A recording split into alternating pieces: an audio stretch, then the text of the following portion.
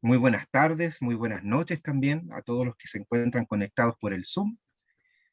Muchas gracias por estar acá, muchas gracias por participar. Desde ya les damos las gracias a nombre de la ETI, ¿cierto? De la Escuelita de Teología India y del Espacio Popular de Exploración Cristiana, el que hayan participado, ¿cierto? En todas las sesiones, quizá en 3 o en 2, pero lo importante es que han acompañado este curso, importante, interesante, fructífero, y que espero también les haya producido también una profunda impresión del saber, del conocer y del vivir, ¿cierto? Sobre esto que es la espiritualidad indígena, ¿cierto? Y su, digámoslo así, bueno, como el título lo indica, ¿cierto? Las teologías que explican, ¿cierto? Las espiritualidades de los diversos pueblos de nuestra gran América Latina. Bueno, la última sesión, la del día de hoy, nos va a acompañar aquí Cristian. Cristian va a ser hoy día nuestro ponente, ¿cierto? Cristian Muñoz. Y se preguntarán quién es Cristian, ya lo han visto varias veces, ¿cierto? Comentando, pero él, Cristian Muñoz Vera, es profesor de filosofía, ¿cierto? Bachiller en teología y posgrado en educación. Él es el coordinador de la Escuelita de Teología India. Las áreas de interés que él ha trabajado durante muchos años, siendo autor incluso de libros, de textos, ¿cierto? De cursos como el que estamos también experimentando hoy día y durante todo este mes, ¿cierto? Los temas que él aborda de forma específica son los de pedagogía crítica y, claro, los de teología india, que es con lo que también vamos a terminar durante el día de hoy. Él tiene un tema especial preparado, ¿cierto?, para hoy, y básicamente yo le voy a dar la palabra a él para que él nos pueda entregar su pensamiento, su reflexión para este encuentro del día de hoy. Cristian, todo tuyo. Hola Luciano, muchas gracias. Y bueno, un abrazo cordial a todas las personas que desde los distintos rincones de nuestra Vía Yala nos sumamos a seguir tratando de aprender, conocer un poquito más de nuestros pueblos originarios que nos iluminan caminos, sobre todo en tiempos complejos. El tema que quiero abordar se llama Derechos Humanos y Pueblos Originarios. Para ello voy a dividirlo como en 3 momentos, pero quería comenzar compartiendo con ustedes el sitio web de la Escuelita de Teología, que la comenzamos con Luciano, Alexis, y bueno, nuestra la Mien Scarlett, eh, para hacer este ejercicio que estamos haciendo en este momento, de poder conocer, reflexionar en torno al tema de la... Gracias, Luciano. En torno al tema de la teología india, pero más allá de la teología india también al tema de la interculturalidad y al tema la, de pueblos originarios en el fondo, el indigenismo o el indianismo. Eh,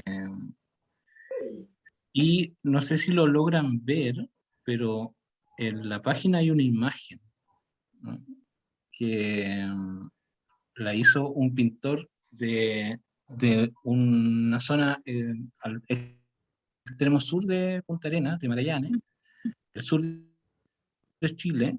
Él se llama Mauricio Valencia, y bueno, la imagen que ustedes aprecian allí pertenece a una ceremonia de un pueblo, Selknam, un pueblo que ya no existe, producto de los procesos de colonización en esa zona austral de Chile, en Chile. ¿No? La ceremonia se llama Hain, Hain, y el Hain es el proceso de iniciación que viven los jóvenes, y los jóvenes se llaman cloquetén. ¿Sí? Y bueno, en esa ceremonia se relataban y se narraban cuentos, Y hay un cuento de una ballena. Y yo le pedí a Luciano que me podía compartir un poco el sonido de Lola Kieptia. Lola Kieptia es la última persona hablante de la lengua Selknam que hace, bueno, hubo una antropóloga, Anne Chapman, que la graba a ella y ella está relatando en esta el canto a la ballena. ¿Cómo encantar a una ballena? Porque ellos, bueno, atrapaban a la ballena y durante mucho tiempo podían vivir de eso. Entonces, para ellos era muy importante este cetáceo. Escuchémoslo un poquito porque es algo muy diferente a lo que hemos escuchado normalmente en música.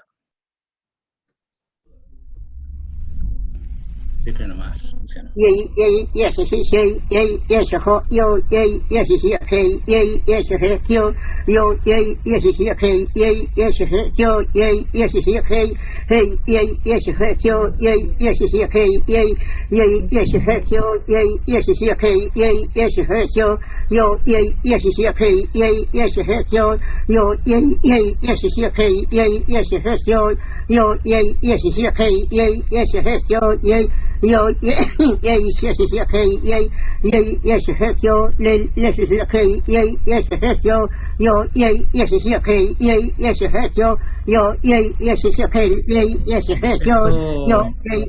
ke ye se he Esto que yo estamos ye escuchando se he yo ye se eh, ke se llama monocromático, es un solo nivel de cromaticidad. Y desde el punto de vista de la teoría de la música, se podría decir que es muy básico, ¿no? Que a diferencia del otro tipo de ritmo o más polisemántico, con muchas formas, ¿sí? Y entonces ahí aparecería, hasta ahí nomás, gracias, era para dar a entender. Eh, lo que podría producir algo que se generó en un momento de esta idea de que lo europeo era más sofisticado, era más civilizado, entre comillas, ¿no? Y por eso yo les mostraba esa imagen que nosotros la elegimos para ponerla en la página web de la escuelita, eh, con el objetivo de recordarnos que cuando se producen estas formas de pensamiento, eh, las consecuencias son tremendas. En este caso, la extinción de un pueblo originario, ¿no? Los Selknam. Yo les voy a compartir el PPT que preparé para ustedes, para compartir hoy día, trabajar. ¿Ya? O se fue. Ya, Rafi, nos vemos.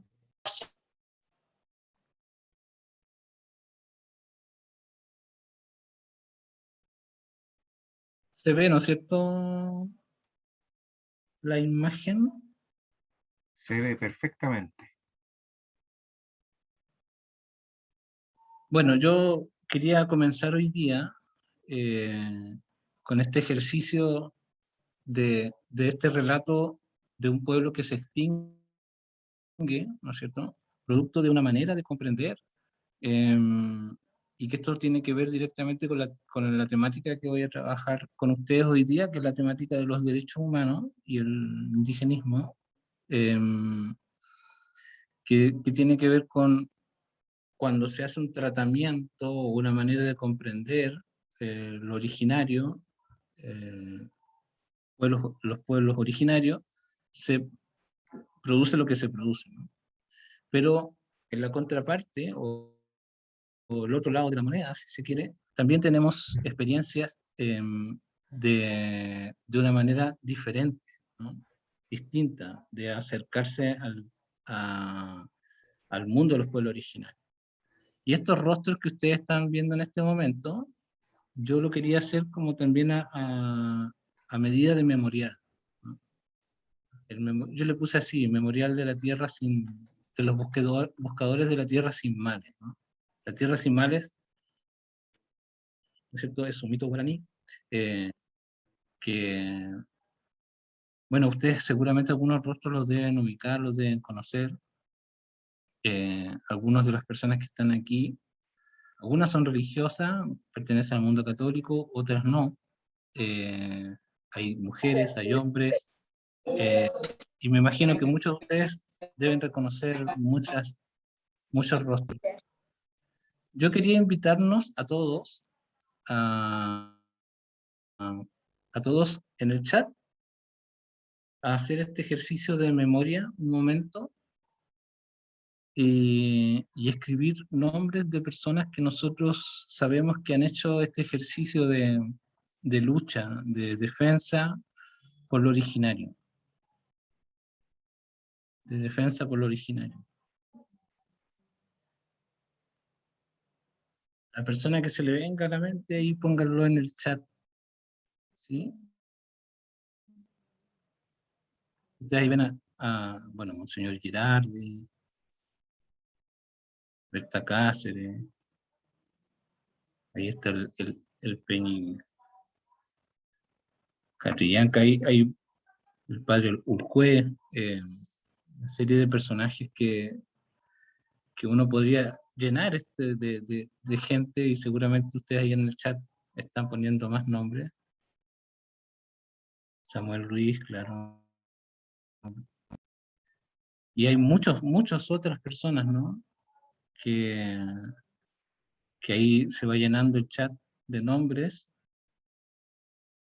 de personas que nosotros sabemos que han hecho una contribución que nos invita, ¿no? Que nos invita. Nombres de personas que no están aquí, ¿no? Que se suman a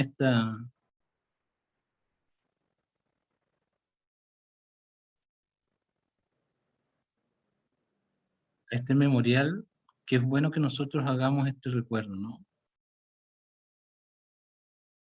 Desde Bartolomé de las Casas, ¿no es cierto? Acá, por ejemplo, yo podría nombrar a Elisa Loncón, ¿cierto? Con el trabajo que se está haciendo en la Constitución chilena. Y ahí podemos ir sumando muchísima gente, mujeres, hombres, la Machi Linconao, su comandante Marco, los mártires del Mozote, tanta gente que con su vida han contribuido a hacer este ejercicio de memoria, que creo que siempre es bueno que lo hagamos. Porque para poder hablar de derechos humanos, que es lo que quiero hablar hoy día, y pueblo originario, yo creo que hay que partir por ahí, por la memoria. Entendiendo desde un punto de vista crítico que ha pasado algo negativo, que se tiene que superar. Y ese es el primer antecedente que yo quería ponerles a ustedes en consideración para la reflexión que quiero compartir con ustedes. El primer antecedente es que los derechos humanos es un logro de la humanidad. Un logro de la humanidad. Es importante tenerlo presente. Y que ha llevado muchísimo tiempo en desarrollarse, lentamente.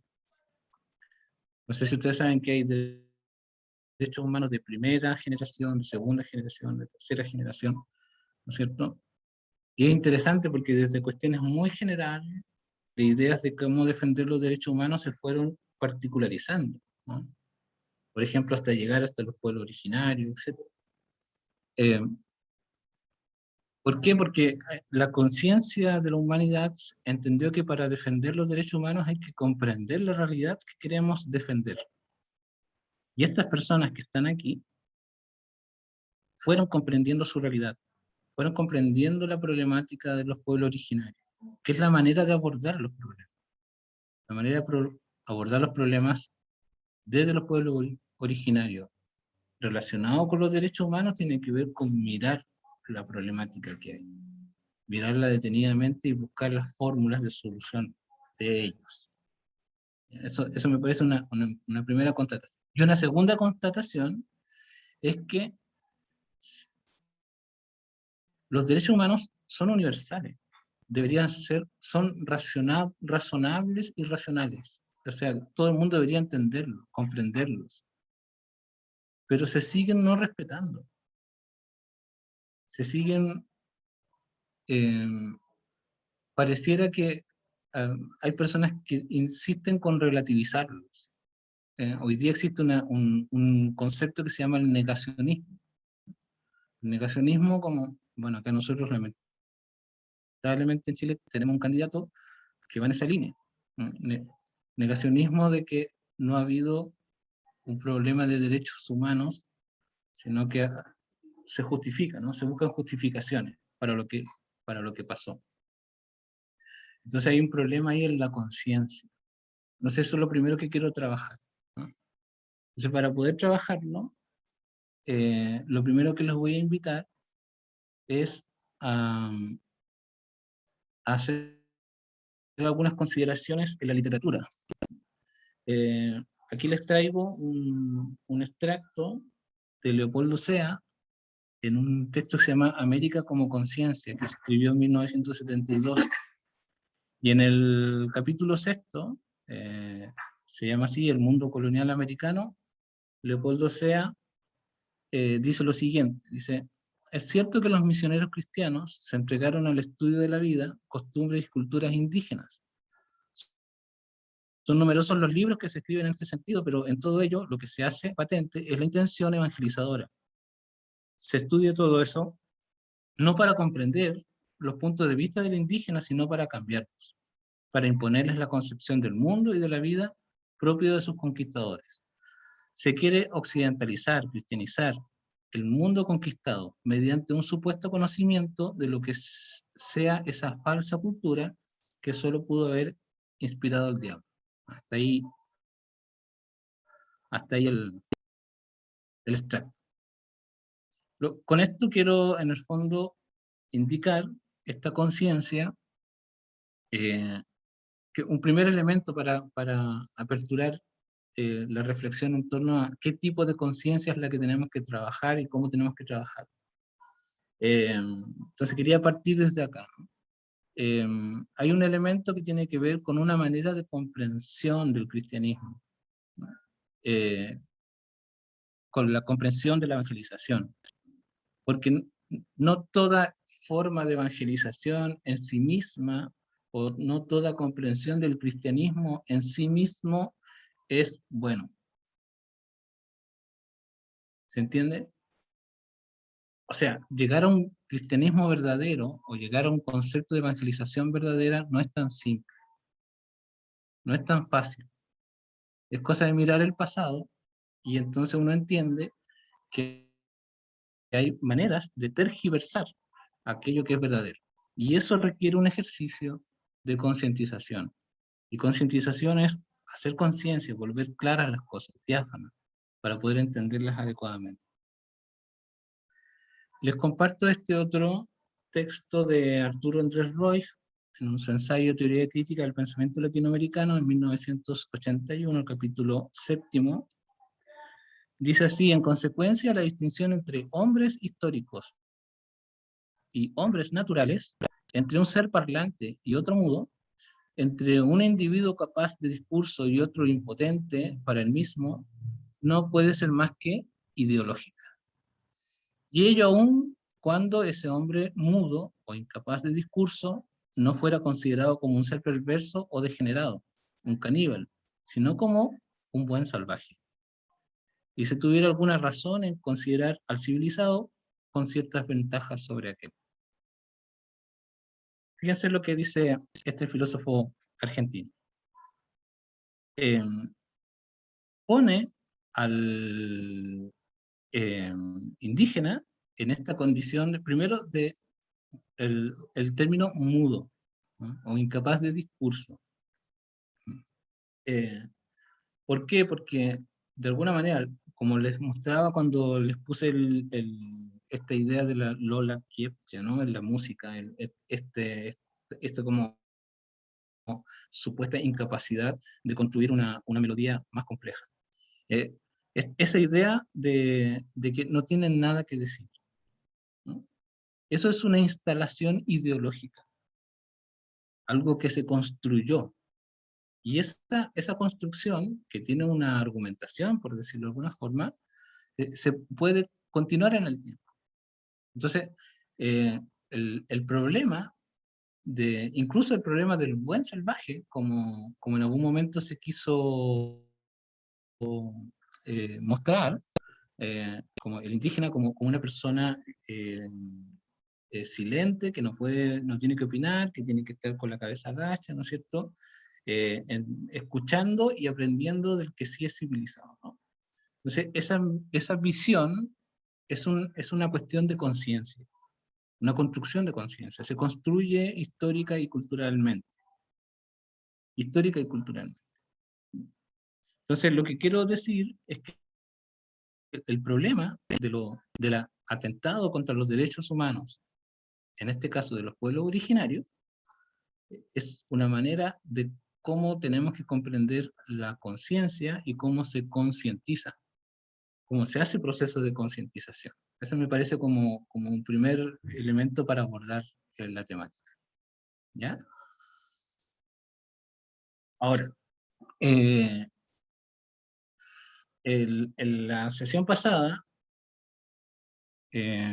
Alexis Canivilo nos estuvo comentando sobre los procesos de interculturalización, y bueno, él habló de este concepto de los estereotipos, los prejuicios, etcétera, cómo funcionan, cómo operan en la conciencia humana estos estereotipos y estos prejuicios, que eso es interesante, los estereotipos funcionan de manera cognitiva, en el conocimiento, ¿no? Le ponen ciertos argumentos a los rasgos de una persona, a la forma en la que cree, a la manera en que habla, etc.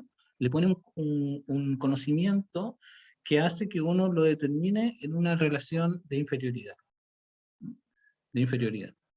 Yo generalmente he usado, para poder explicar este fenómeno, un concepto que proviene de un filósofo italiano, Antonio Gramsci, el concepto de subalternización.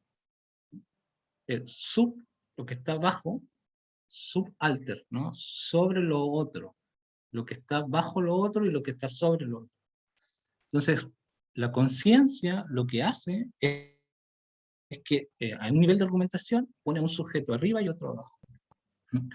Y lo pone a nivel cognitivo, a través de los estereotipos, y a través de los prejuicios que surgen de los estereotipos, se instalan en lo emocional. Entonces, uno al emitir juicio tiene una conducta, una manera de actuar, una condición actitudinal.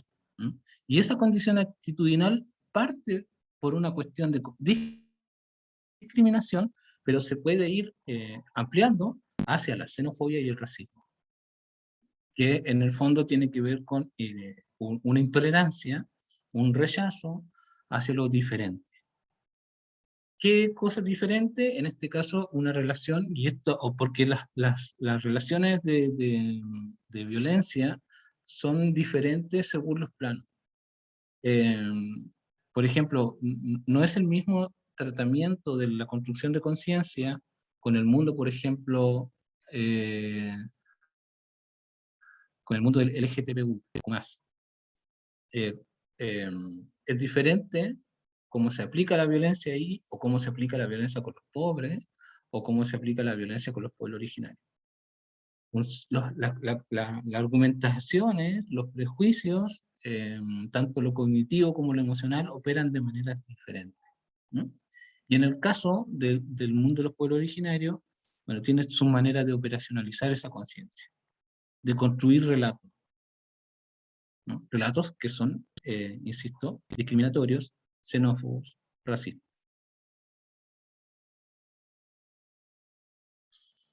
El punto es que esas formas de subalternización de las que estoy hablando de una conciencia que construye realidad y que instala al sujeto en su condición de subalterno, o sea, por debajo de otra realidad humana, tiene consecuencias.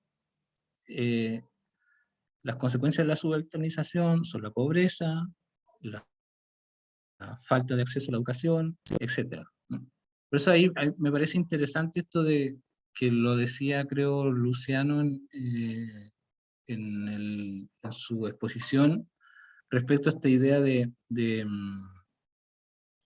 que en los textos de los obispos, sobre todo Puebla, etc., claro, se utilizaba la categoría de pobre, entonces se ubicaba al pueblo originario, se los ubicaba en esa categoría, la categoría de pobre, ¿sí? Pero esa categoría de pobre era insuficiente para ver las problemáticas propias del mundo indígena. O sea, por ejemplo, no se pueden construir políticas para erradicar pobreza que necesariamente vayan a ser positivas para los pueblos originarios. Entonces, el pueblo originario tiene que tener un tratamiento distinto, porque tiene que ver con las formas en cómo se construye, insisto, estas categorías de la conciencia. Entonces, ahí yo les puse algunos elementos numéricos que son de la OPS del 2002,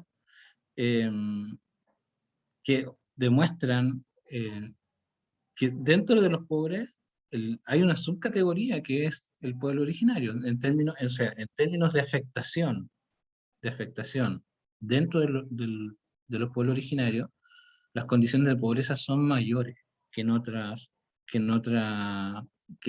categorías.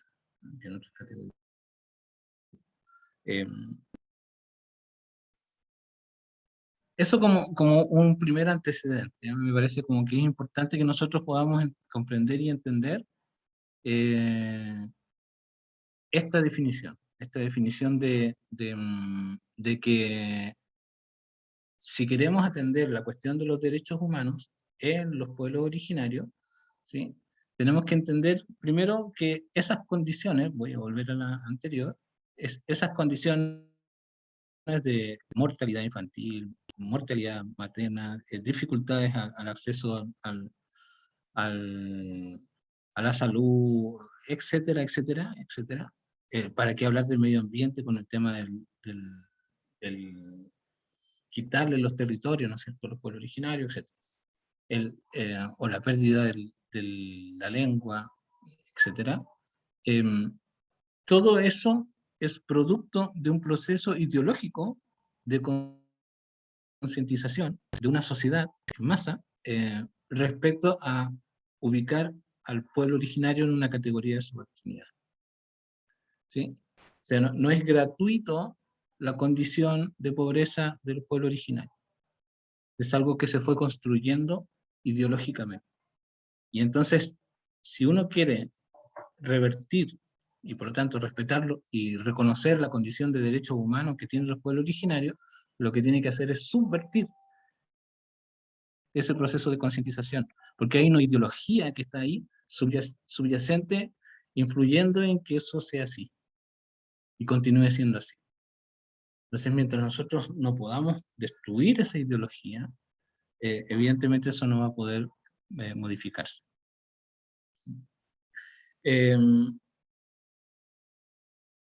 Fíjense que esto es bien interesante lo que pasó entre el año 2006 y 2007, en Naciones Unidas se creó un espacio a través de mecanismos de expertos, se les pidió un consejo para poder estudiar la problemática de los pueblos originarios, no solamente en América Latina, sino en todo el continente. Una reunión oficiosa, ¿no es cierto?, que tenía por objetivo analizar, ¿no? Y el mandato, ahí aparece la resolución 636, ¿no es cierto?, del 2007, del Consejo de Derechos Humanos, ¿no? en la que se solicitaba, estamos hablando del 2006, 2007, no estamos hablando del 1800 no sé cuánto, es algo reciente.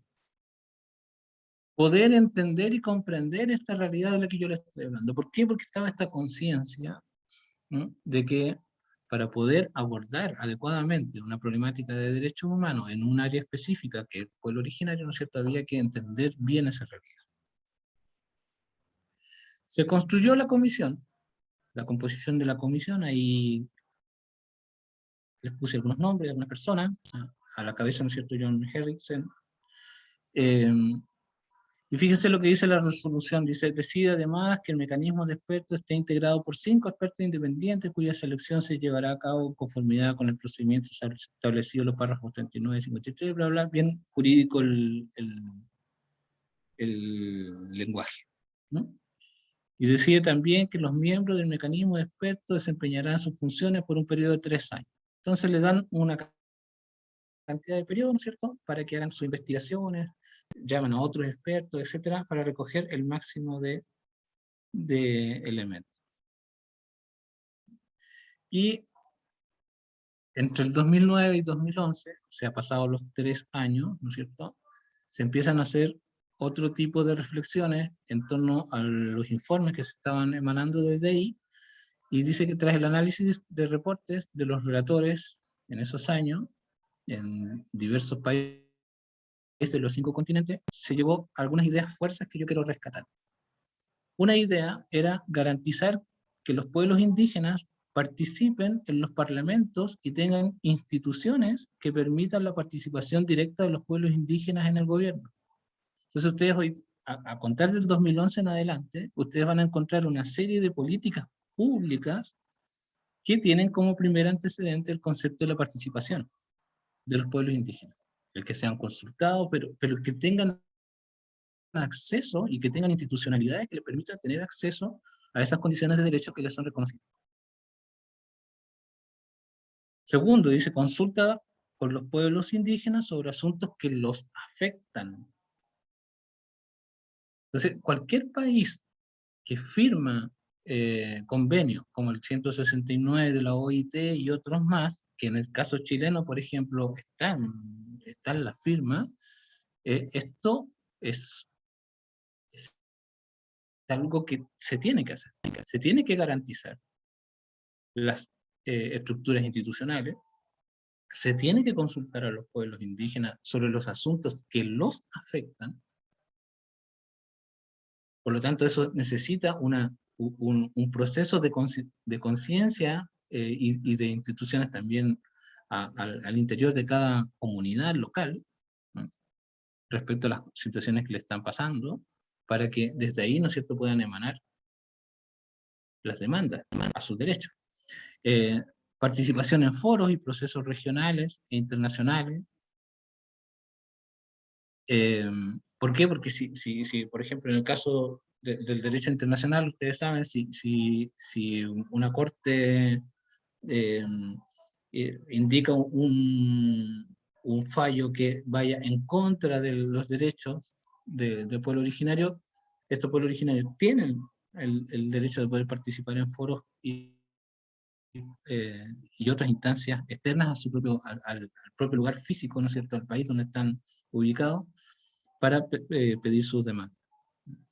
Y mayor participación de los pueblos indígenas en instituciones nacionales e internacionales de derechos humanos. Ustedes saben que conozco algunos casos, pero desconozco el de toda América Latina, o los países donde están ustedes, pero en el caso chileno hay un Instituto de Derechos Humanos que en este momento está corriendo el riesgo incluso de que lo puedan cerrar. Y ahí, obviamente, los pueblos originarios tienen que tener un espacio de participación importante. Bueno, estas medidas deberían ser el barómetro para que en cada uno de nuestros países nosotros digamos si esto realmente se está haciendo o no. Entonces hay que preguntarse, ¿están garantizados los espacios de participación e instituciones en mi país respecto a los pueblos originarios de mi localidad? ¿Son consultados los pueblos indígenas sobre los asuntos que los afectan? Y esas consultas, cuando se llevan a políticas públicas, ¿esas políticas públicas son eficaces respecto de las demandas de los pueblos originarios? ¿Hay participación de los pueblos originarios de mi localidad en instancias regionales e internacionales? ¿Hay mayor participación de todos los pueblos originarios en esas instancias? ¿Son participativas realmente eficaces? Yo creo que esas preguntas son fundamentales a la hora de querer saber si estructuralmente, esto es muy importante lo que estoy diciendo, si estructuralmente están las condiciones dadas para la defensa de los derechos humanos de esos pueblos originarios. Porque si no, es puro verso nomás. No, no, no, no me gusta usar la palabra poesía, porque, pero es algo que no va a tener efectividad. No va a tener efectividad.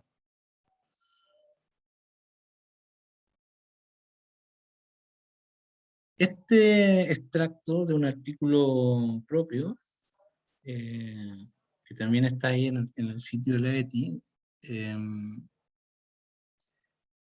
les dice: la espiritualidad amerindia, que hasta hace poco era totalmente desconocida, y cuando digo desconocida, hago un poco alusión a ese texto anterior que leímos, ¿no es cierto?, en el cual hablaba de esta manera de entender los procesos de evangelización, etc., ¿no? Como si cuando se usa la palabra América Latina es católica, ¿no es cierto?, a veces desconocemos, ¿no?, a través de esas frases, ¿no es cierto?, que detrás de ello hay una espiritualidad, ¿no es cierto?, que corresponde, hay otras espiritualidades, no, no hay una sola manera de entender lo que es la espiritualidad. Y que ha sido despreciado, ¿no?, por esquemas dominantes de muchísimos integrantes de las instituciones religiosas no indígenas. Hoy resurge como horizonte de resistencia y sentido ante la profunda crisis en diversos niveles, religioso, ecológico, económico, cultural, etc., ¿no?, como una voz teológica y espiritualidad de las comunidades indígenas, ¿no? Eso me parece como muy interesante, y aquí me quiero adentrar en otra problemática que a mí me parece muy, muy interesante de que la podamos reflexionar, ¿no? El indigenismo, o las formas de comprensión o concepción de los pueblos originarios, esas que en algún momento cuando partí, ¿se acuerdan?, con esta idea de que escuchábamos esta monocromática canción de Lola Quechá, ¿no es cierto?, indicándola como una incapacidad de poder hacer algo mayor. Hoy día nos parece que esas formas, que son las formas indígenas, pareciera que para ciertas cosas son mucho más inteligentes que este racionalismo que ha sido capaz de construir, ¿no es cierto?, el desarrollo tecnológico que tenemos hoy. Esa paradoja que se da, ¿no es cierto?, entre las culturas occidentales que llegaron, ¿no es cierto?, a estas tierras, de la Vía Yala, o Latinoamérica, se encuentran en este quiebre, ¿no? No han sido capaces de solucionar problemas profundos de convivencia, y que pareciera que en la esencia de los pueblos originarios hay respuestas para ello. Por lo tanto, hay una inteligencia. Y esto me parece que es fundamental que lo podamos entender y reconocer para estos procesos de cambio de concientización, y por lo tanto de desestructuración de las ideologías que instalan la conciencia de la subalternidad, ¿no?, que lo originario, lo étnico, está por debajo de otra forma cultural, una cultura hegemónica. Y en este sentido, a mí me parece muy interesante que nosotros vamos a encontrar al interior de personas con raigambre indígena capacidad de elaborar pensamiento racional. Capacidad de elaborar pensamiento racional.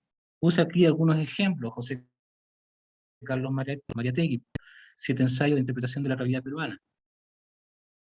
El texto se escribió en 1928. Fran Fanon, Los condenados de la tierra, en 1961. Fausto Reynaga, La revolución india, en 1970. El ejemplo del movimiento Pachakutik en Ecuador en los años 90, ¿no? Experiencias como este concepto del término Vía Yala, ¿no?, con lo que los indios Kuna, ¿no es cierto?, resignifican a Latinoamérica, y que fue sugerido por el líder Aymara Takir Mamani. Ejemplos como las universidades indigenistas, ¿no? Tupac Katari en Bolivia, Aumautai Huasi en Ecuador, etc. ¿Qué es lo que quiero decir con esto? Que, fíjense, la cultura de los pueblos originarios es capaz de hablar con la racionalidad de la cultura occidental, usando la misma estructura, el mismo lenguaje. Puedes decir cosas diferentes desde el horizonte de comprensión de los pueblos originarios. Los pueblos originarios no tienen por qué no ser racionales, pueden hacerlo. ¿Me entienden? Con esto no es que se estén negando ni quitando toda la magia de la cosmogonía, de la mística propia de los pueblos originarios, que están en el origen de ellos. Pero con esa forma también pueden dialogar con este racionalismo, ¿no? y construir propio pensamiento. Los pueblos originarios tienen pensamiento racional. Son capaces de ser modernos, los pueblos originarios. Y a partir de eso, hacer aporte a la cultura. Ya está ahí, en esos ejemplos que acabo de dar, está presente.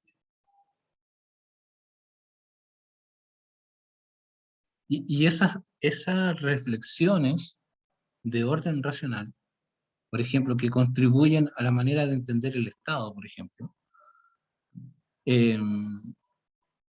las podemos ver presentes sobre todo, ¿no es cierto?, en las constituciones, ¿no?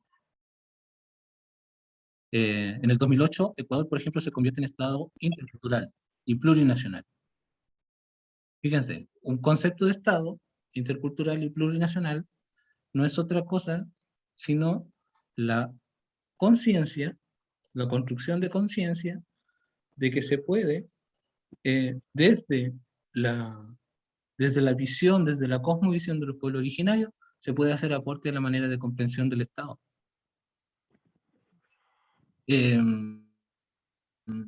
Bueno, y obviamente el caso de boliviano, ¿no es cierto?, que se refunda en el 2009, ¿no es cierto?, y se proclama Estado unitario, un Estado unitario social de derecho plurinacional comunitario. Y ahí en el capítulo 4, que habla sobre los derechos de las naciones y pueblos indígenas, originario campesino, comprende un espectro muy amplio de garantías diversas, ¿no es cierto? Por ejemplo, garantizar el derecho a la libre determinación, la territorialidad, la titulación colectiva, la consulta, el ejercicio del sistema político, jurídico, etc. ¿Ya? Pero en el fondo lo que quiero decir con esto es que los pueblos originarios no tienen que andar pidiendo prestado nada a nadie. No tenemos que estar buscando como teorías fuera, en Europa o en otros lugares, para poder hacer reflexiones y poder instalar ideas que ayuden a esta idea original que yo les decía al principio, ¿no? Que no se puede esperar nada de los pueblos originarios porque son demasiado básicos, no están a la altura de las ideas complejas del mundo occidental. Es falso. Es una ideología falsa. Aquí tienen la evidencia, ¿sí?, la evidencia empírica de que eso no ha sido así, ni es así, y se puede hacer tremendos aportes. Entonces, en materia de derechos humanos, se puede construir en la medida que la conciencia se alimenta. En la medida que la conciencia se alimenta de esa visión distinta que tienen los pueblos originarios y que pueden hacer profundos aportes. Yo, por ejemplo, igual quería reconocer, ya que hice alusión a este texto de Arturo Andrés Roig, y perdón, el de Leopoldo Sea, sobre este mal encuentro, ¿no es cierto?, entre la cultura cristiana y los pueblos originarios. También es cierto que ahí está lleno de otras experiencias distintas, ¿no? Cuando hicimos memoria, reconocíamos algunas figuras que ustedes también pusieron en este memorial ahí en el chat.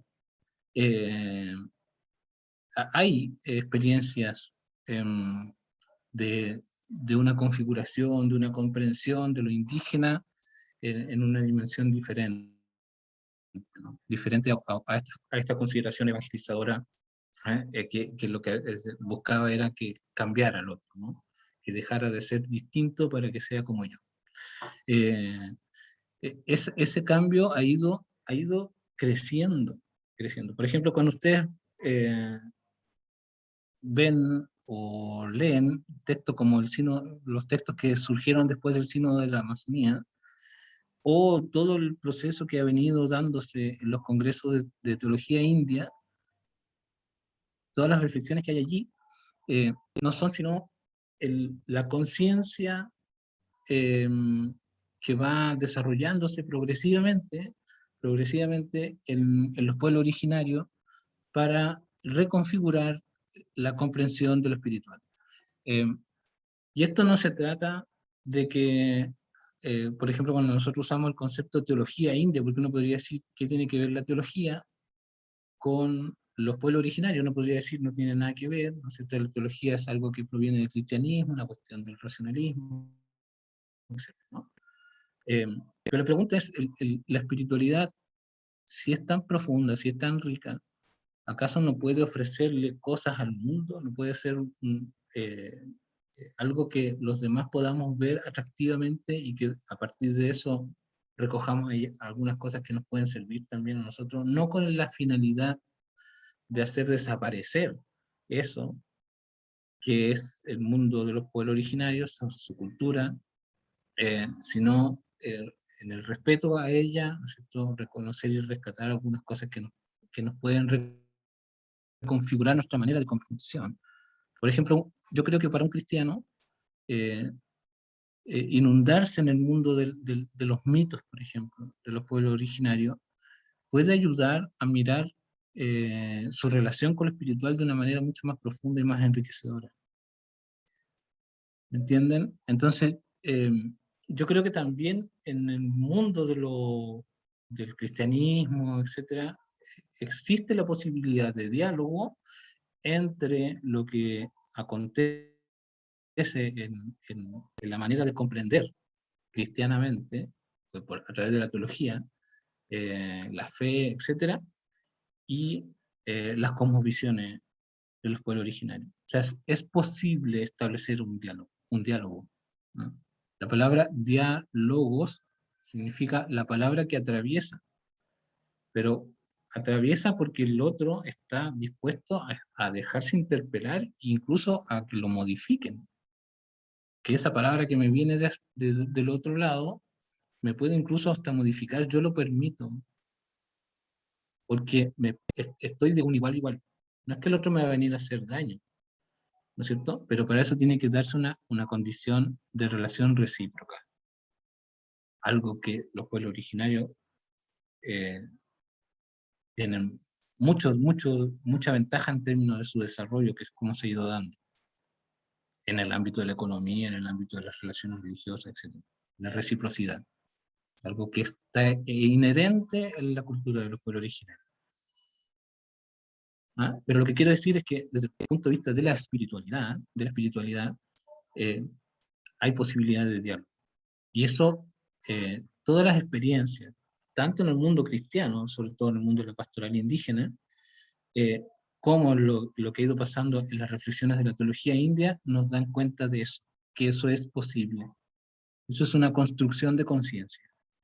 Y esa construcción de conciencia no hace otra cosa que desinstalar la ideología de la subalternidad. Entonces, a lo que estamos llamados nosotros es justamente a poder desconectarnos, ¿no? Desgranar.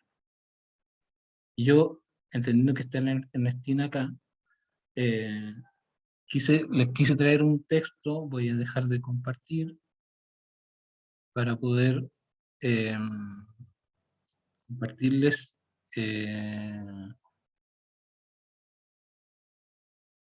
texto. Luciano, no puedo compartir, o tú lo puedes compartir. Ya, te lo comparto de inmediato. ¿Cuál de los dos? Los dos, en La realidad. tierra sin males. Ya, ya. En todo caso eh, están aquí juntos. Mira, acá está. Anda a la página 20, por favor.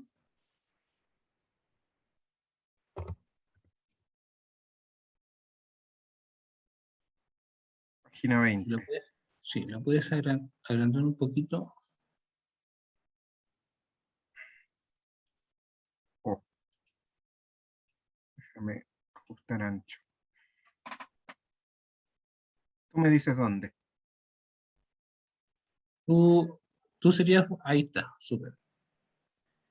Voy a leer, ¿eh? Dice: un anciano de mi pueblo expresaba al final de sus días las siguientes palabras: hay cultura de mi raza, lengua de mi pueblo, motor de mi existencia. Yo sé que desaparecerás el día que desaparezca el sol. Esa es la convicción de mi pueblo. Esa es nuestra esperanza, contra toda esperanza, que los indios duraremos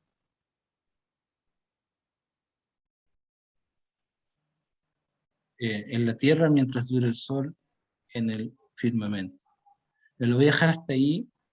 Yo les voy a dejar este texto y el otro que les comenté, que ya lo había compartido Luciano, donde aparecen todos los congresos de teología india. Este es un texto magnífico que yo los invito a leer, ¿no?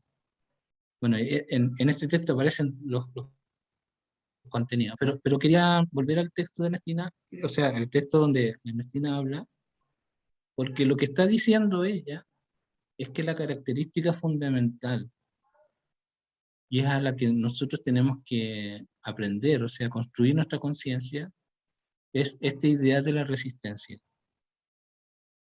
O sea, si hay una dimensión espiritual profunda en los pueblos originarios, es su dimensión de resistencia. Hay cultura de mi raza, lengua de mi pueblo, motor de mi existencia.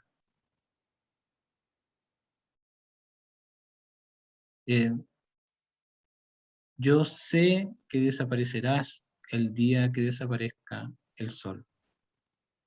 Yo sé que desaparecerás el día que desaparezca el sol. La condición de resistencia en los pueblos originarios es de alguna forma el motor que puede mover la voluntad hacia la búsqueda de los derechos humanos. Porque, y por eso quería partir como fue lo que dije al principio, ¿no? Que es la constatación más compleja de nuestra existencia, ¿no? Los derechos humanos son una cuestión fundamental, esencial para la vida de los seres humanos. Pero si es tan esencial y si es tan evidente, ¿por qué seguimos no respetándolos? ¿Por qué tenemos que seguir no entendiendo? ¿Qué pasa en la conciencia de las personas que nos mueven a no respetarlo? Entonces, como es un hecho de la causa que no se respeta, lo que tenemos que hacer es construir un modelo de generación de conciencia. Esa es nuestra gran meta. Y para ello, el gran motor es la resistencia. Y en eso los pueblos originarios nos han dado cátedra de cómo se hace. Yo invito a poner la mirada en cómo los pueblos originarios han resistido a las formas de... Hay dos conceptos que yo he trabajado en mis investigaciones. Un concepto se llama el etnocidio. Etnocidio, que es diferente, a la diferencia del genocidio, cuando se extingue una raza completa, el etnocidio lo que hace son extinciones de las formas culturales. Entonces viene McDonald's, viene todo el concepto de culturas foráneas, ¿no es cierto? Y se se toman nuestras costumbres, ¿no es cierto? Y nos dejan vaciados de costumbres, ¿no? Vaciados de costumbres. Eso se llama etnocidio, ¿no? Llega un momento en que nuestras futuras generaciones no van a tener ningún respeto o ninguna valoración sobre una forma cultural porque ya no significa nada para ellos. Entonces, una cultura puede destruir otra.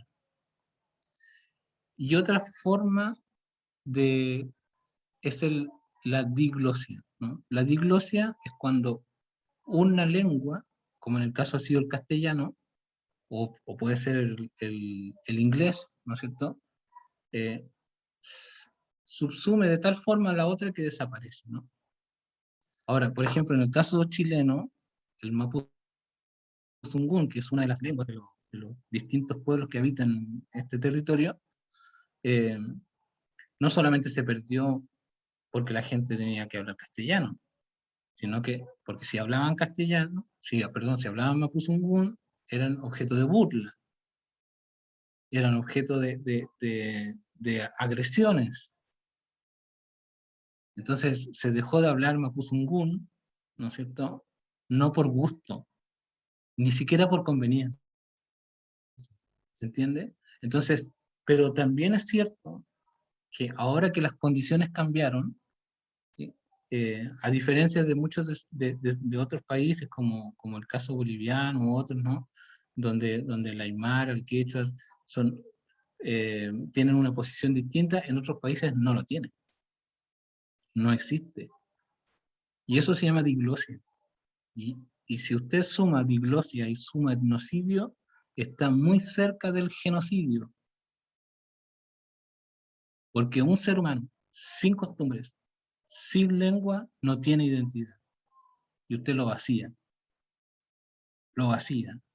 Entonces, ¿qué se hace para mantener las costumbres? ¿Qué se hace para mantener las lenguas originarias?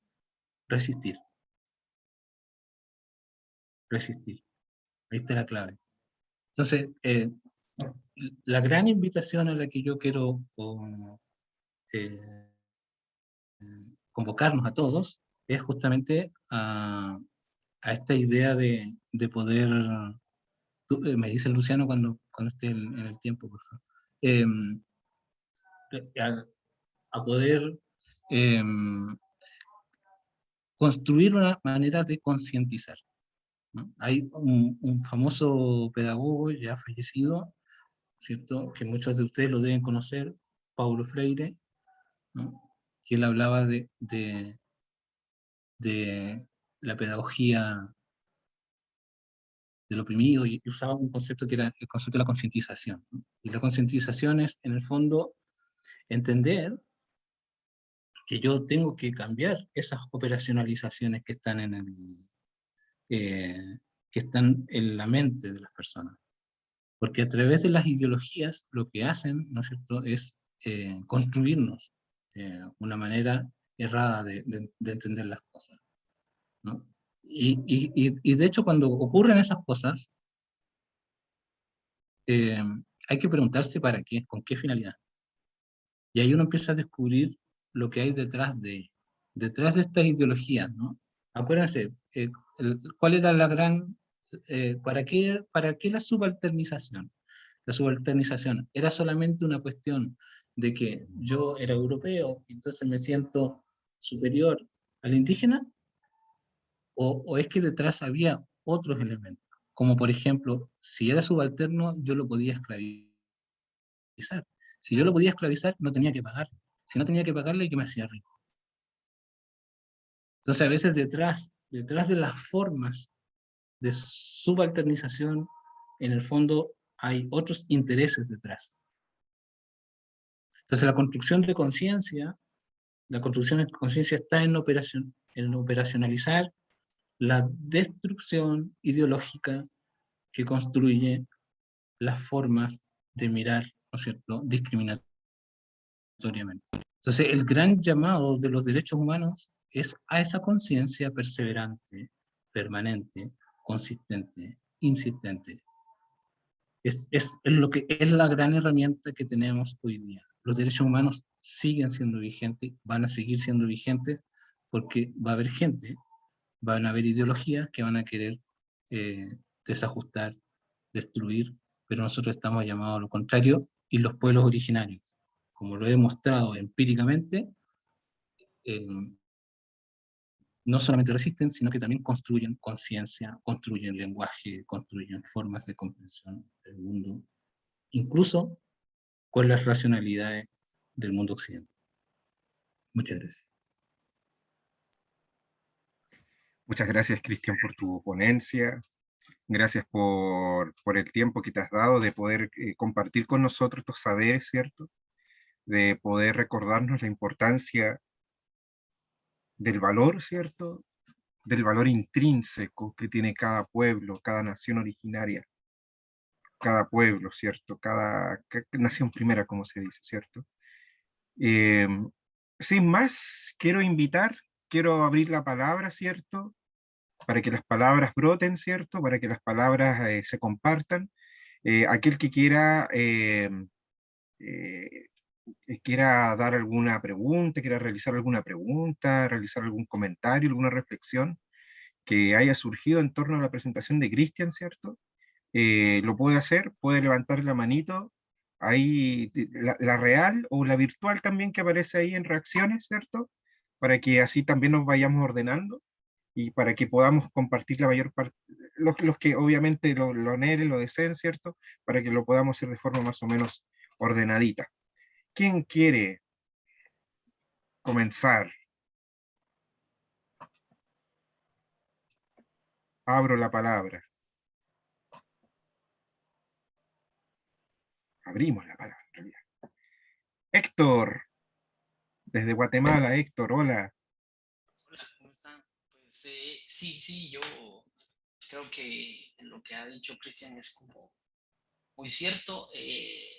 Esto de la resistencia y el dejar, con todo lo que hemos hecho, digamos, para acallarlos, para desaparecerlos, para ocultarlos, para digamos, sistemáticamente y los pueblos originarios entonces siento yo que sí es algo que deberíamos que aprender y no solo aprender, sino motivar a que lo sigan haciendo, porque creo que es importantísimo eh, que, que sigan llenando los espacios, ¿no? Y que todas estos derechos que supuestamente hemos suscrito los países, pues que realmente que los cumplamos, ¿va? Porque se quedan en papel y ellos todavía siguen en esta resistencia, ¿va? Digamos, aquí está Efraín y él está en un lugar cerca de la ciudad, pero ahí le tiramos toda la basura, le dañamos el río, hacemos todo lo posible para no sé, es complicado, pero esta resistencia creo que es un valor que deberíamos que seguir motivando. Es un comentario.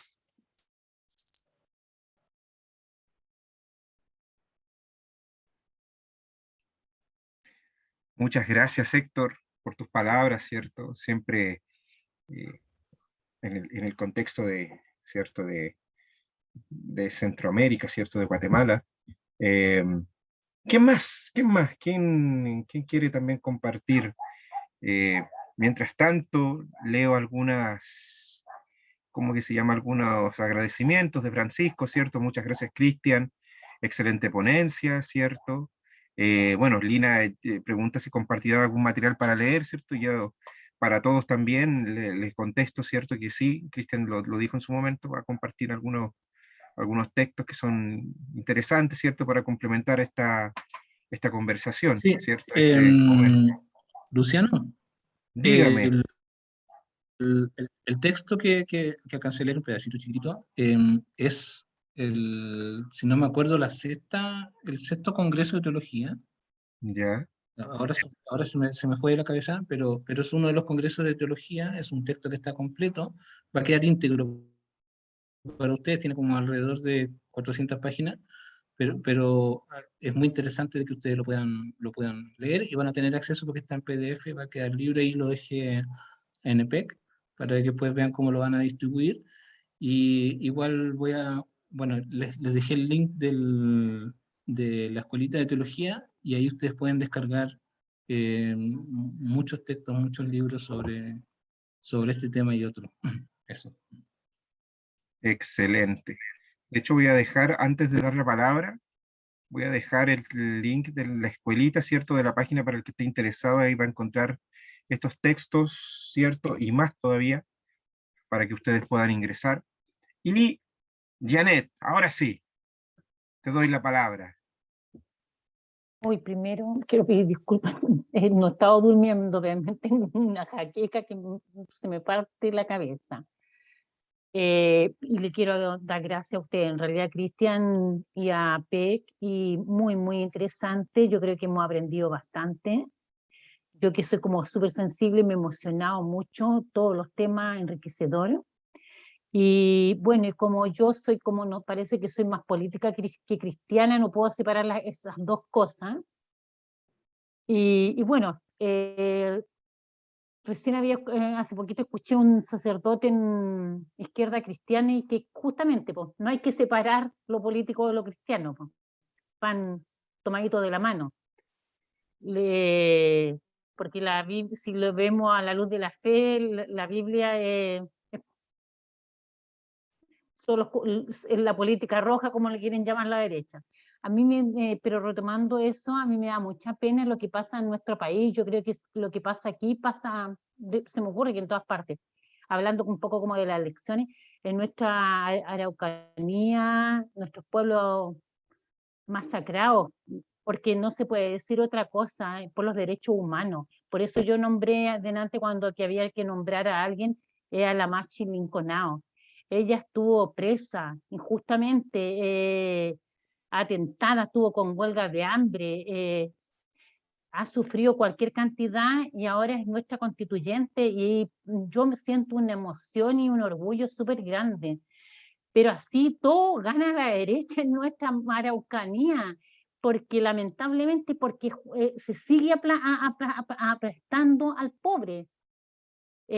Nos falta a nosotros lo que no somos, queremos creernos, pero en realidad no somos, nosotros somos los huencas, que a nosotros nos falta educación, porque si tuviéramos un poco más de educación, a lo mejor tendríamos un poco más de saber, incluso cristianamente, de defender lo propio. En realidad, ellos son ellos son el pueblo, nosotros somos todos allegados.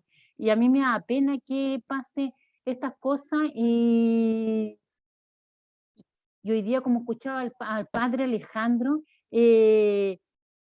no hay opciones. Para nosotros el chileno y yo creo que latinoamericano y América, Morena, y toda nuestra América, no hay opciones. Es decir, una opción es la Biblia, es lo que dice Jesús y lo que está diciendo en estos momentos el pueblo apresado. Y todo imagínate que en un programa quieran terminar el Instituto de los Derechos Humanos aquí en Chile, y eso es terrible, y aunque no hace mucho, lamentablemente, o hace poco, no sé cuánto hace también en realidad, igual sirve bastante.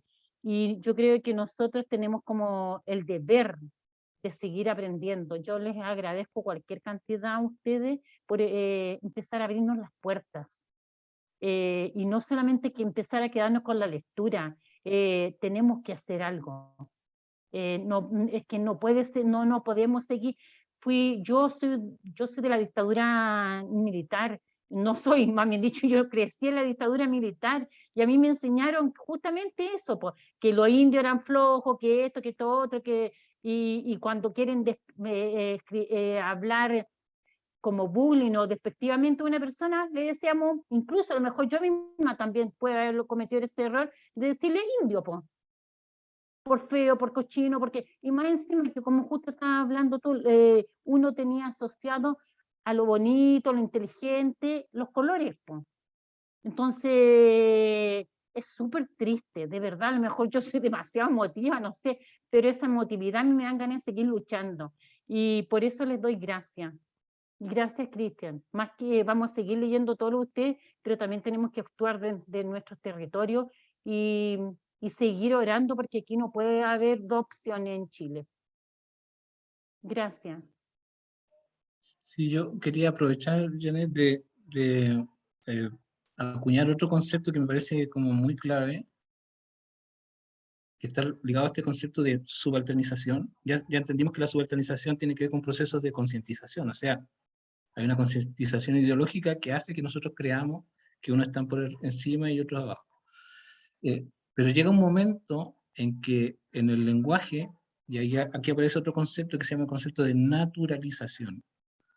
Y la naturalización es hacer que ese estado de cosas, ¿no es cierto?, es como ha sido siempre.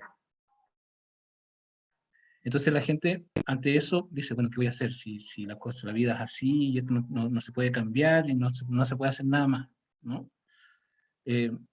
La resistencia justamente es contra la naturalización, ¿no?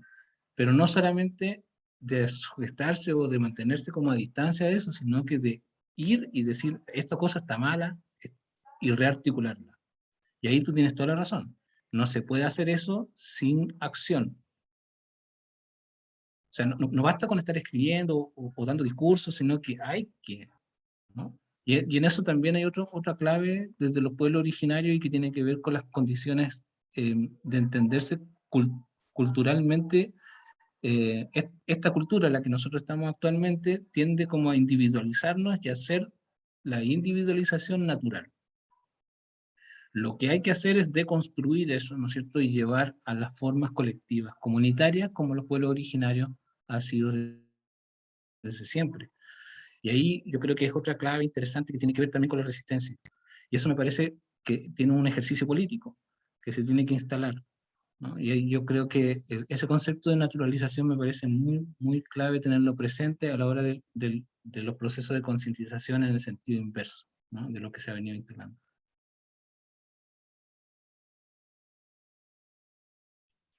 Gracias, Janet. Gracias, Cristian, también por tu asertivo comentario, ¿cierto? Voy a leer también aquí algo que escribió Francisco, no sé si lo pronuncio bien, Seuferheld, o Seuferheld, ahí como que se llama, me puede corregir. Y dice lo siguiente, ¿ya? Después de la invasión y destrucción del mundo como lo conocían los habitantes de la Via Yala, se ha ido madurando el regreso de los pueblos originarios. Lo comprendí cuando en 1992 vimos los sucesos de Chiapas, perdón. Luego en el mundo andino con la profecía del renacer del Puma, que lo he ido vivenciando también desde los 90 y en 1999 también lo vi en el sur del continente con el pueblo mapuche. Todo está retornando porque ahora el mundo ya está maduro para aceptar la sabiduría ancestral de nuestros pueblos que tienen un mensaje urgente para la supervivencia de la especie humana. Han resistido conservando humildemente en sus corazones con fidelidad los principios defensores de la vida. Eso nos ha comentado Francisco, ¿ya? Y aprovecho también de darle el pase a Antonio también, que tiene la manito levantada y que también quiere decirnos algo. Buenas tardes a todas y a todos. Disculpen, es un poco tarde al diálogo debido a una actividad laboral, pero lo que alcancé a escuchar me llama mucho la atención. Aquí en México se plantea mucho que uno de los lineamientos más importantes son los derechos humanos como para enfrentar y resistir, ¿no? Pues mi pregunta sería, ¿cómo replantear desde los derechos humanos en los pueblos originarios, ¿no? O sea, ¿cómo llevar esa parte de los pactos internacionales de los derechos humanos, civiles y políticos, económicos, culturales y sociales, a estas cosmovisiones? ¿Cómo poderlos empalmar? No quedarnos en el discurso nada más, y los derechos humanos hacen esto.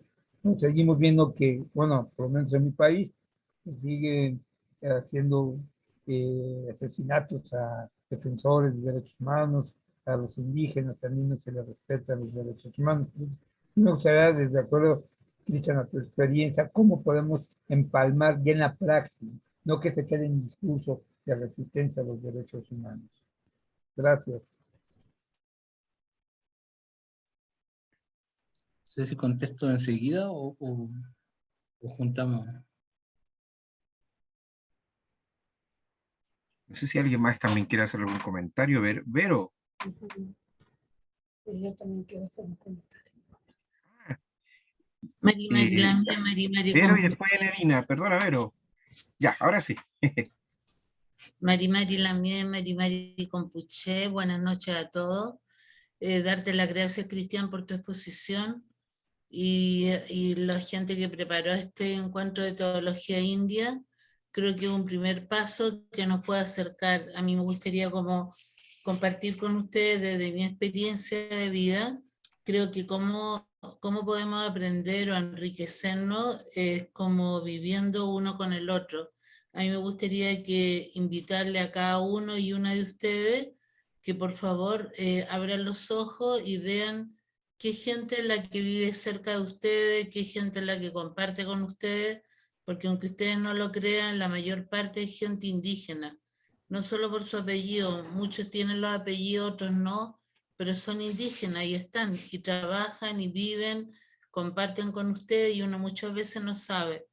Lo otro es como participar de las diferentes actividades que tienen los pueblos indígenas. Gracias a Guenechen, estos últimos 20 años, el mundo indígena se ha abierto y las ceremonias son muy grandes. Yo trabajo y vivo en la parte urbana, pero también pertenezco y trabajo a la parte rural, y el mundo indígena se ha abierto y comparte con gente no indígena o indígena de otros lugares su ceremonia, el idioma, congreso de lengua indígena. Yo les quiero compartir que para mí ha sido súper emocionante ver a la Elisa Loncón donde está, porque con ella hemos trabajado hace como 16 años la red de educación bilingüe. Ella ha sido una mujer súper luchadora, pero muy empoderada y luchadora por el mapudungú, por nuestro idioma. Muchas veces sacamos realmente los congresos así como por obra del Espíritu Santo en el fondo, porque no teníamos medios ni nada, pero se lograron hacer, salió muy buen material y la Elisa nunca bajó las manos, nunca, nunca, nunca, hasta que presentaba el proyecto en el Congreso, que ahí todavía está durmiendo, pero creo que una de las cosas importantes para el mundo indígena es que tanto el mundo indígena como el mundo no indígena caminemos juntos, aprendamos unos de otros, escuchémonos, porque yo creo que en el respeto, en el conocimiento vamos a poder entendernos más y vamos a poder entender a los otros. Lo que decía la Yane respecto a que somos flojos, ladrones, curados, un montón de denostaciones por año de año. En Chile, si ustedes hacen una investigación, ¿quiénes son? Chile es un país panadero, somos súper buenos para comer pan. ¿Y quiénes son los mejores panaderos que hacen el pan? Son mapuches. Tiempo atrás, antes que llegaran los emigrantes a Chile, ¿quiénes eran las mejores asesoras del hogar o empleadas domésticas? Mapuche. ¿Quiénes criaron al 95 o 97% de la población chilena? Eran mapuches. Le hablaban el idioma, los acurrucaban el idioma, lo acurrucaban con sus comidas. En fin, hay que abrir los ojos, chiquillos. La gente, estamos todos juntos, pero no nos vemos, no nos escuchamos. Y me gustaría como invitarle a eso. Yo creo que nunca es tarde y son pasos que se están dando, aunque sean cortos, aunque no logremos ver todo lo que queremos ver, pero han pasado cosas muy grandes en Latinoamérica, en el mundo en general indígena. Tenemos muchos ejemplos de Canadá, de otros países, y también en Latinoamérica y movimientos grandes de la parte indígena. Y yo me siento orgullosa de ser mapuche y de lo que el mundo mapuche ahora se para frente al mundo. No nos da vergüenza, no tenemos miedo, nosotros vamos a seguir adelante. Si no nos suprimieron 300 años atrás, menos lo vamos a hacer ahora. Y también abrir los ojos y darnos cuenta y sentirnos orgullosos de la cantidad de gente profesional que hay, ya sea técnico o sea de universidad, indígena. Hay montones, basta ver los rostros, basta ver los apellidos. Y eso antes estaba todo dormido y ahora hay un despertar súper grande.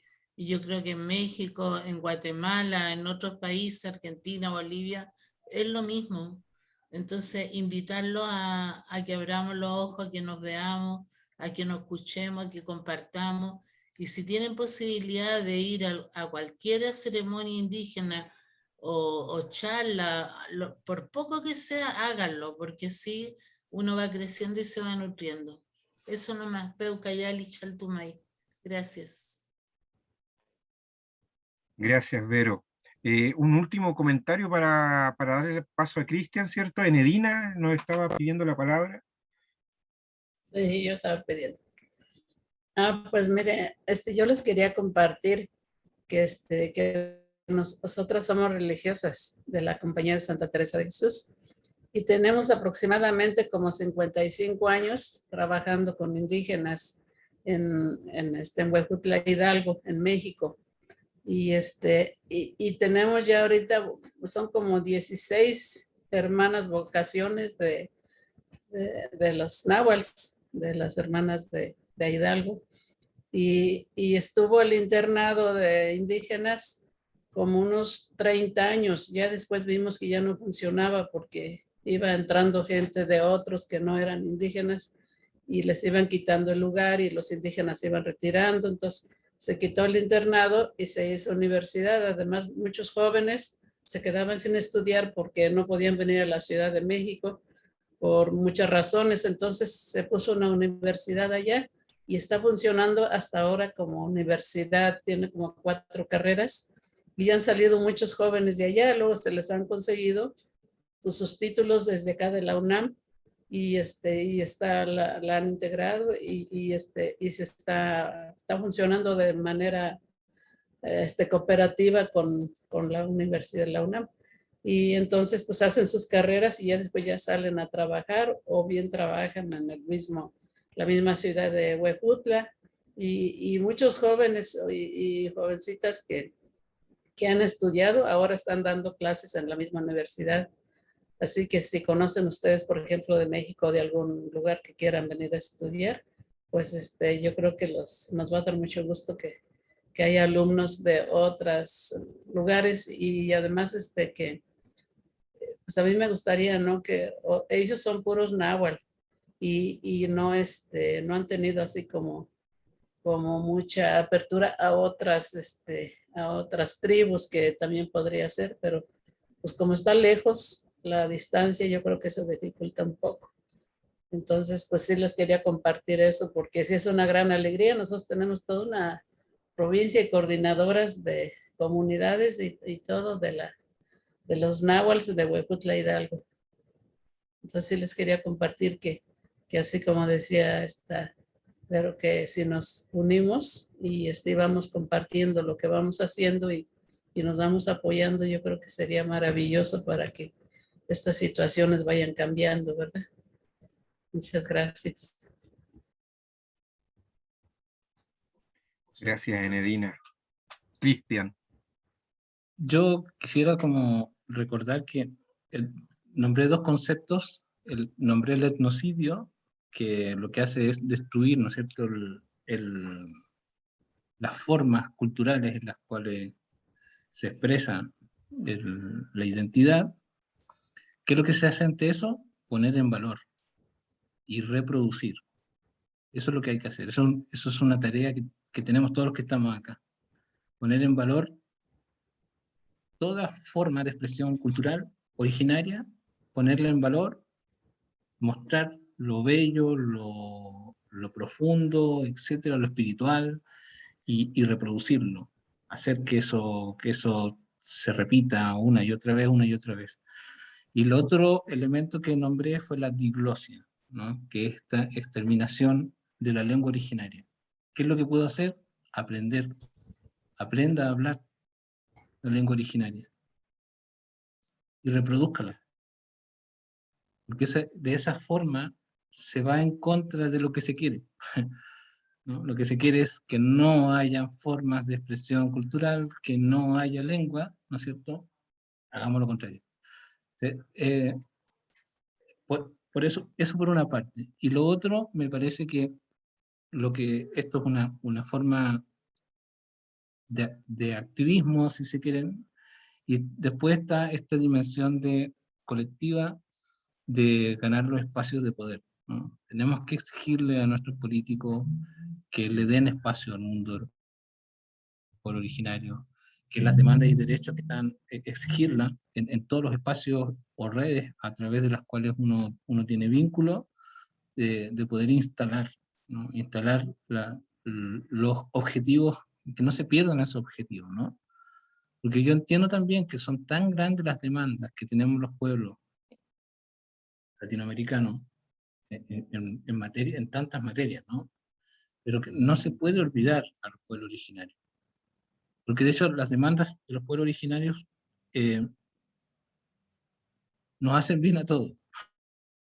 Nos hacen bien a todos. Porque nos ayudan a descubrir el buen vivir. Nos ayudan a descubrir el buen vivir. Entonces, yo creo que ahí tenemos una tarea larguísima, de largo aliento por trabajar, ¿no? A eso yo me refiero con crear conciencia, ¿no? Con darse cuenta, ¿no? De hecho, la palabra conciencia significa básicamente eso, darse cuenta de lo que está pasando y hacer lo que hay que hacer, ¿no? Para que esas cosas cambien, ¿no? Y eso no es una tarea fácil, todos los que estamos acá lo sabemos, porque lo practicamos a diario, sabemos lo complejo que es, pero no por eso, y ahí por eso insistía y terminé con esa idea, la exposición de la resistencia, ¿no? Sabemos que el motor, la fuerza está ahí, ¿no? Y ahí el espíritu, ¿no? La roaj, los términos que quieran usar para nombrar a esa dimensión del espíritu, el nehuel, la fuerza, lo que ustedes quieran, ¿no es cierto? Que nos sigue empujando, nos sigue alentando a construir esa conciencia. Yo creo que esa es la gran tarea a la que estamos llamados todos, y no hay que cansarse, porque cada vez que, por muy insignificante que parezca, yo soy profesor, y por muy insignificante que a veces uno dice algo o hace algo, a veces tiene unas consecuencias inesperadas, ¿no? Pasa el tiempo y de repente yo me encuentro con alumnos que no lo había visto mucho tiempo y me dicen, profe, mire, estoy haciendo esto porque yo una vez lo escuché, usted dijo esto y me pareció que era tan importante. Bueno, eso es Sekimun, como se diría Mapuzungun, ¿no? Es lo que hay que ir reproduciendo, porque es la única manera de construir conciencia, no se puede de otra forma. Estar atento a lo que está pasando, reconocer lo que está mal y transformar. Eso, vaya todo. Muchas gracias. Muchas gracias, Cristian, a ti. Muchas gracias a ustedes que están aquí, a cada una, a cada uno, por acompañarnos durante este mes, ¿cierto? Por acompañar esta misma sesión. Pedirles que estén atentos porque esto no termina. Vamos a seguir conversando con Mario, ¿cierto? Nos tenemos que poner de acuerdo para poder organizar, ¿cierto? Una formación permanente de teología india, que es algo que él lo anunció ya al comienzo de este curso y que obviamente tenemos que concretar. Darle las gracias también a EPEC, ¿ya? Al Espacio Popular de Exploración Cristiana, ¿cierto?